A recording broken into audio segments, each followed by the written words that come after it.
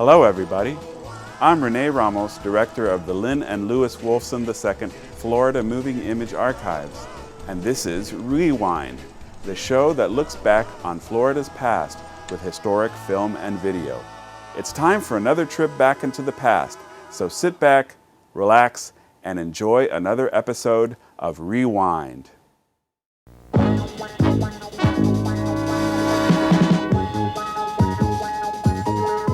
For couples who haven't been able to have a baby, there is heartbreak, but also some hope. Will a new minister breathe new life into a dying church? And the health fair is back bigger and better in '82. This is Montage. Hello, I'm Joe Abril. 10 years ago, infertility was a topic of conversation behind the doors of a couple's bedroom or a doctor's office.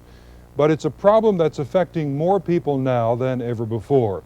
It's become not only a widespread topic of discussion and a specialized field of medicine, but even the subject of recent episodes of TV comedies, One Day at a Time and Barney Miller. It's a heartbreaking problem, but not one without hope. Diana Gonzalez-DeRuthi reports. It is almost every married couple's dream to have children. After all, the creation of a new life is considered one of the most basic functions of our existence. But for 1 out of every 6 couples of childbearing age, it simply is not that easy. The reality of infertility steps in to shatter the idealistic notions of conceiving a child.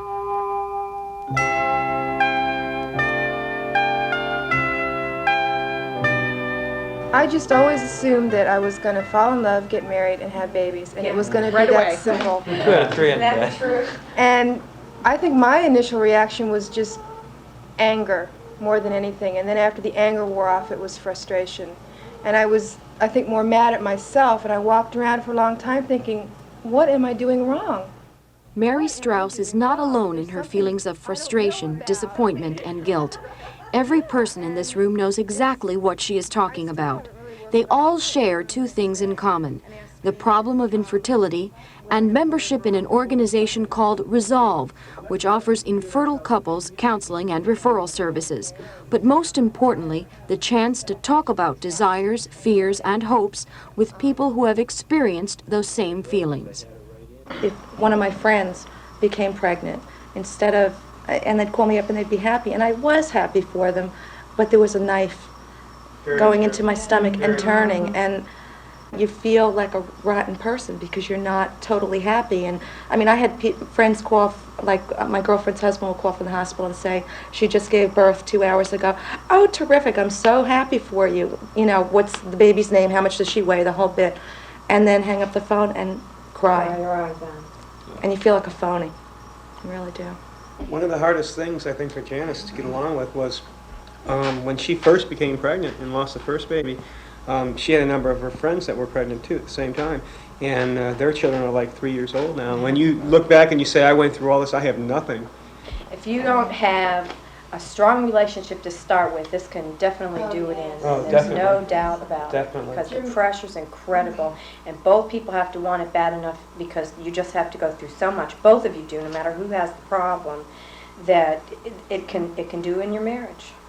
Your sex life becomes so automated, and everything is, you know, you count down the days to the minutes to when you're going to ovulate, and you know, you have to do it every night, and it doesn't even become enjoyable anymore. It's a task. You've got to get pregnant. You know, you've got to get pregnant. You have to get pregnant. You know, you don't care if you're tired or exhausted. You know, nothing matters. Right. Tonight's the night. You do it regardless. You know. That's right. The relatives are the number one that will tell you, well, hey, what happened with you? You don't wait too long. But this, you know, it's very hard for us to explain to the family, because, like in my case, we are 15 kids, 8 sisters, 7 brothers, and in my wife's side, there are 7. So it's very, very, very hard. After 3.5 years of trying to conceive and 3 miscarriages, Janet and Ken Hoffman are still childless. Marlene Hertz couldn't get pregnant after her miscarriage, so she was artificially inseminated with her husband's sperm. They now have a 9-month-old son. Ray Thompson's vasectomy was successfully reversed after 2 operations. Then his wife Jill found out there was something wrong with her reproductive system. None of these people ever dreamed it would be this complicated. It all seems so simple. Ideally, a woman's body produces an egg. A man's body produces millions of tiny sperm cells. If the timing is right, one of the sperm will unite with the egg and fertilize it, and a new life is conceived. But there are so many things that can go wrong. Infertility is on the rise, and there are several factors causing its increase. People are planning their families a little bit later in life, and these people have trouble getting pregnant. Maybe it's the fact that the ovary and the sperm age in time, and an aging ovary may not be as reproductive with an aging sperm. Certainly the incidence of intrauterine contraceptive devices affecting the what should we call that? The sanity of the tubes getting infected and becoming blocked off. There's a higher incidence of pelvic inflammatory disease. There's more and more frequent intercourse at an early age with problems that come from that also. There's more venereal disease around.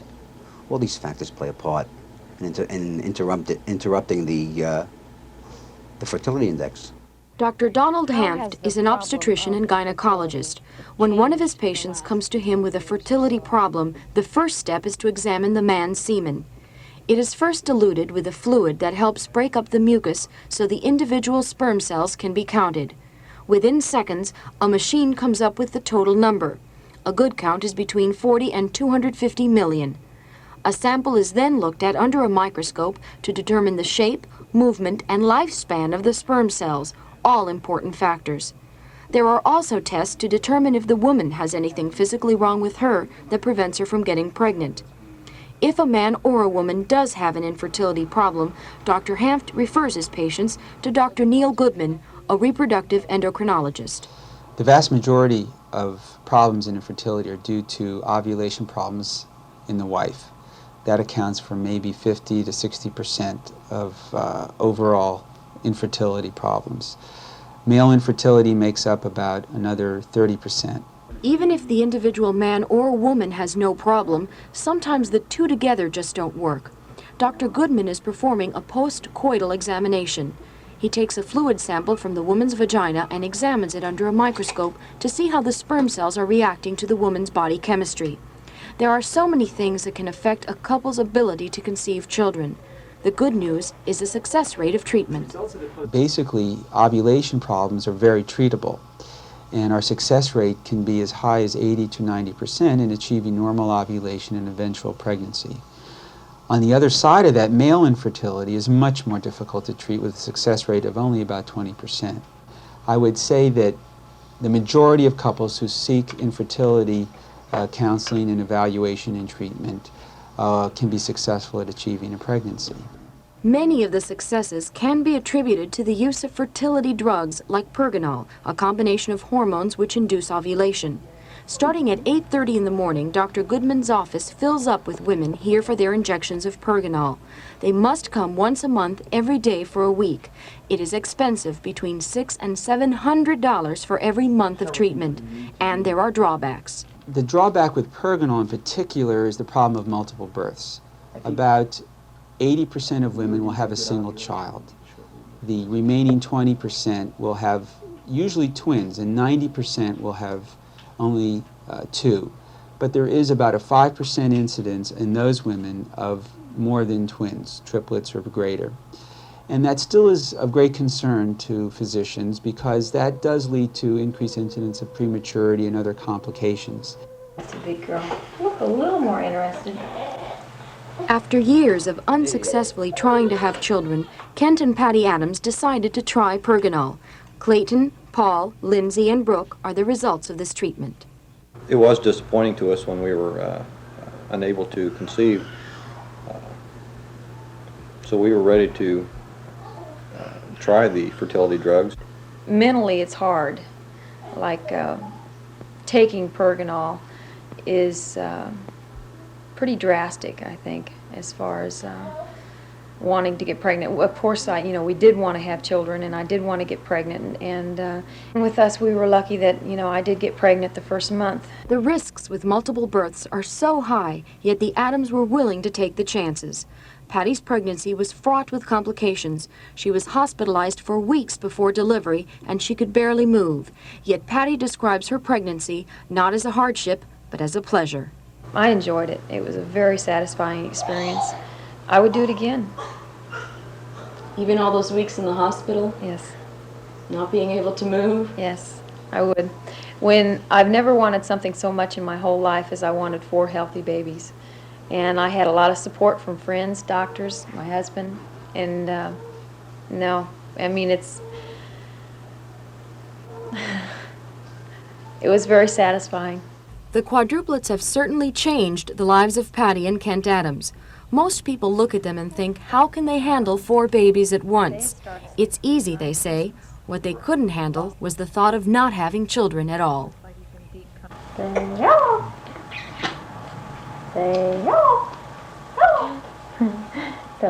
Miami-Dade College has career paths in anything you want to be. What's your story? Be global. Be cutting edge. Be inventive. Be investigative. Be a hero. What do you want to be? Be the best. Be you. Be MDC. They say you can't teach an old dog new tricks. Well, that's a cop-out. All you have to do is look at the animal kingdom to see that those who couldn't make adjustments are now extinct. In this report, Ed Odell looks at a group of people who are being forced to make a change. They're giving ground slowly and painfully, but the bottom line is a change is going to come. The times, they are changing, so the song goes, and it's true. So are cities and neighborhoods. You old-time South Floridians can take a look around at this part of the state and see how it's changed in the last 20 years. But what about people? People with their customs and cultures, well, they seem to be the hardest things to make a change. There's a small human revolution going on here at Lakeview United Methodist Church, and it might do we human beings some good to take a look inside and see how the congregation is handling these changing times.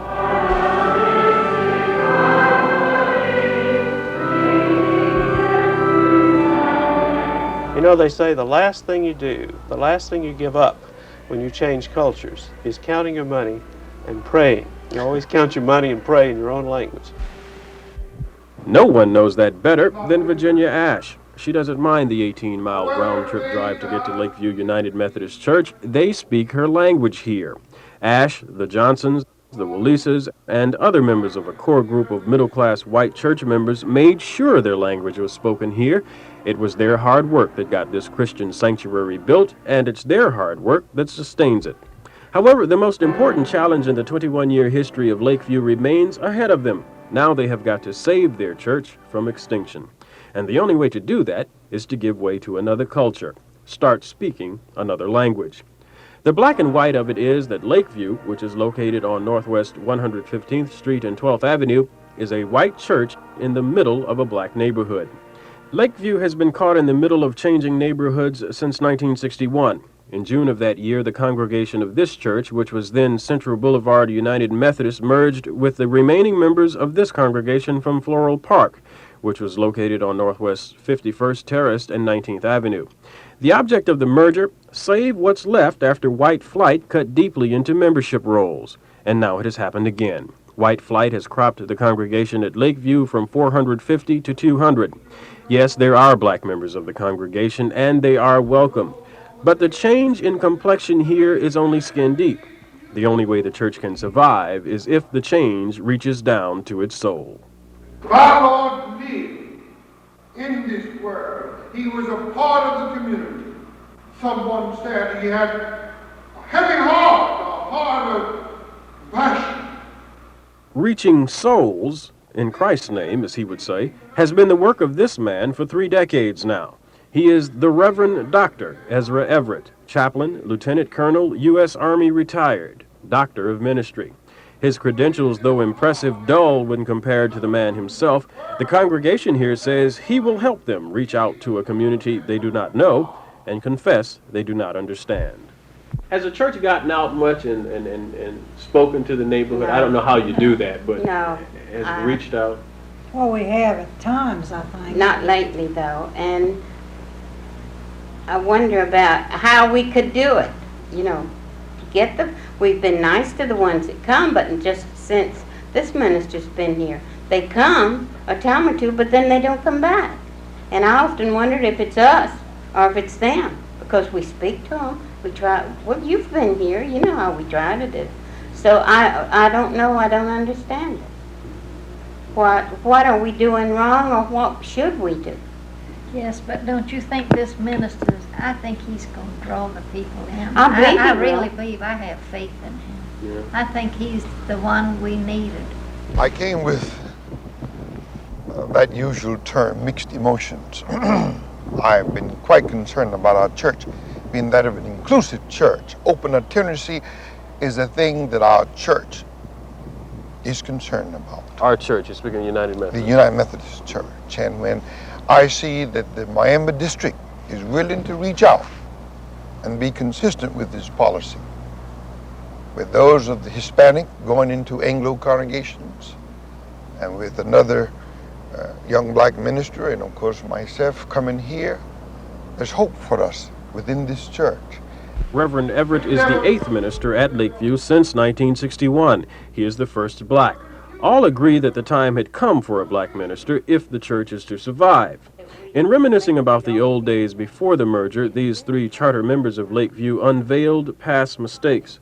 While both congregations prepared their churches for the blacks, the message that was received by their new neighbors was delivered by the backsides of those same congregations fleeing the neighborhoods. All my life I wanted to be a missionary. And I said, now it's here on my doorstep, and I don't know what to do about it. Naturally, they have put their lives into that church. They have built the church. They naturally want to maintain that church. But we're finding all over Miami where transition is taking place that congregations would much rather have the new entrants run the church and take over the church ultimately, rather than to see the church sold or closed. The whites want to know in this congregation, then they must be willing to accept us as we are, with our heavy lips, with our amens in a very audible way, with the responding of celebrating God's goodness by the clapping of our hands and by simply tearing. These are cultural attributes that we have, and our church now needs culturation more than anything else. I said there are now 200 members here at Lakeview United Methodist. Actually, there are 60 more. They are the remaining members of what was once the largest Cuban congregation of United Methodists in Dade County. The Latins hold their own Spanish language services here, and interestingly enough, these are all that remain after a bit of Latin flight, if you will. A church-sponsored survey of the neighborhood around Lakeview was done recently. The demographics break down like this: 75% black, 20% Hispanic, 5% Anglo. It is this community that the new minister will ask his congregation to go among and invite in for the salvation of their church. The 52-year-old minister brings with him a Christian family, his wife Marvelina and 2 adult daughters, who will represent to the congregation the kinds of black families he is bound to attract. If it is any indication of how he works, 5 blacks have joined the church since he took over in December 1981. For now, he asks but one thing of his flock at Lakeview. I don't have all the answers, but I do feel there's some expertise that I can offer, along with their cooperation and with their understandings and with their expectations. What would they like to say to the community? I want them to tell me this. And then with them, I can go to the community along with them and say to them, we're here to serve you.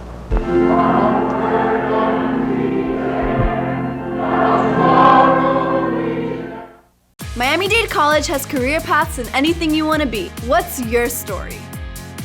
Be global. Be cutting edge. Be inventive. Be investigative. Be a hero. What do you want to be? Be the best. Be you. Be MDC.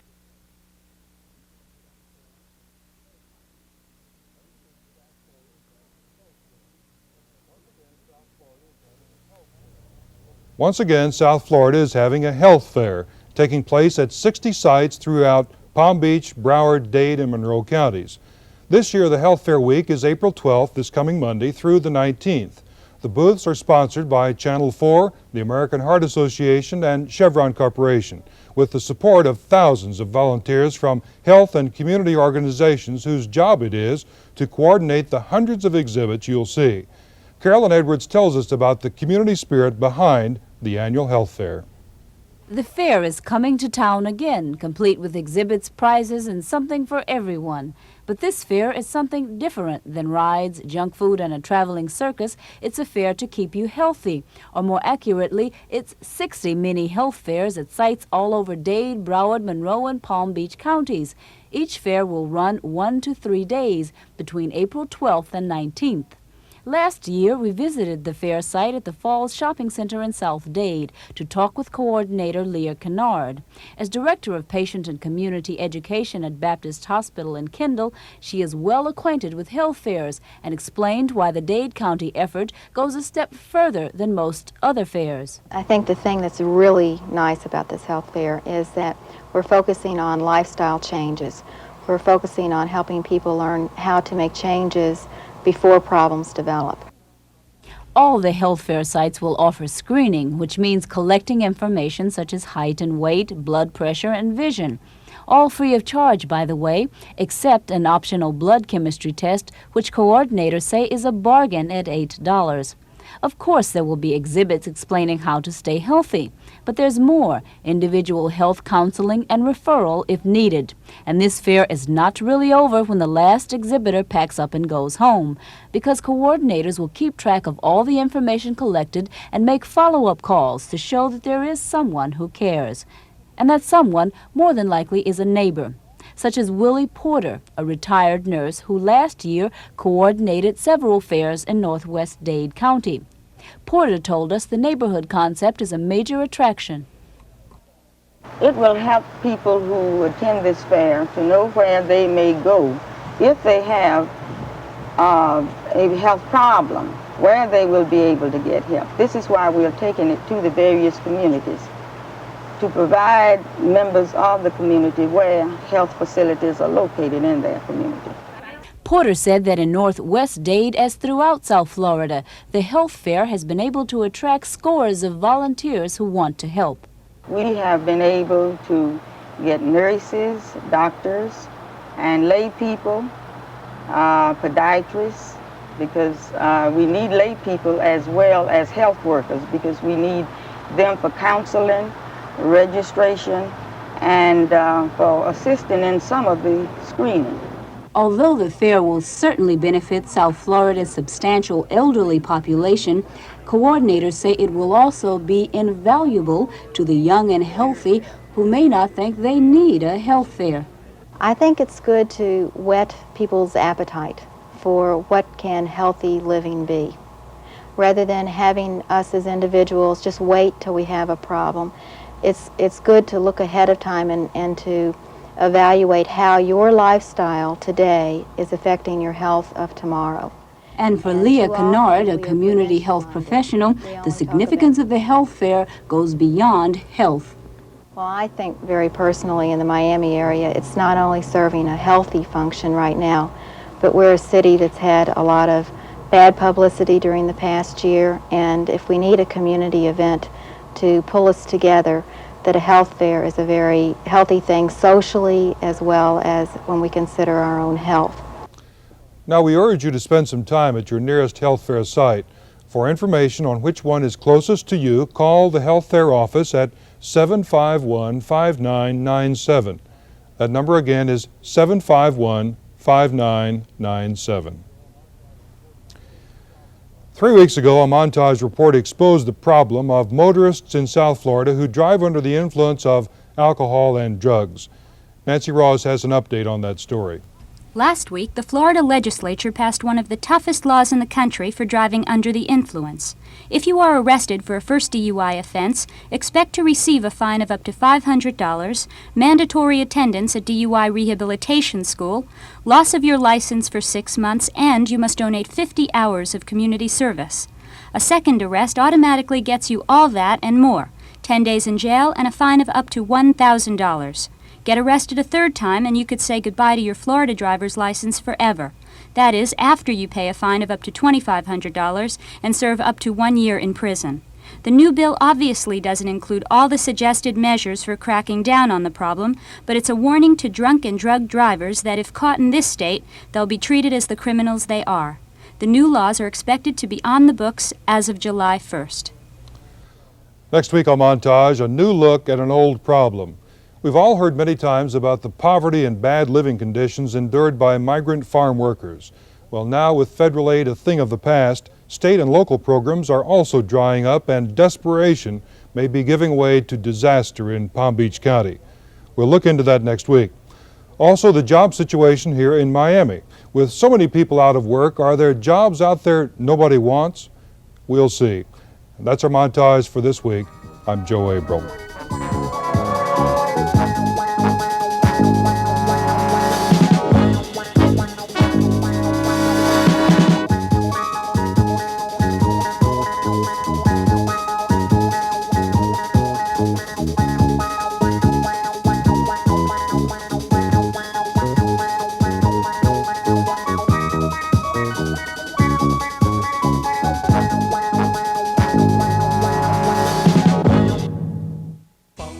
That's about it for this edition of Rewind. Just time to remind you that Rewind features historical film and video from the Lynn and Lewis Wolfson II Florida Moving Image Archives. To see more from the Wolfson Archives collections, visit our website, wolfsonarchives.org. You can search the archives catalog and watch video online. And be sure to connect to our YouTube channel, where you will find hundreds of carefully curated clips, or link to the Wolfson Archives Facebook page to keep up with our busy calendar of historical happenings. Until next time, I'm Rene Ramos. Thanks for watching.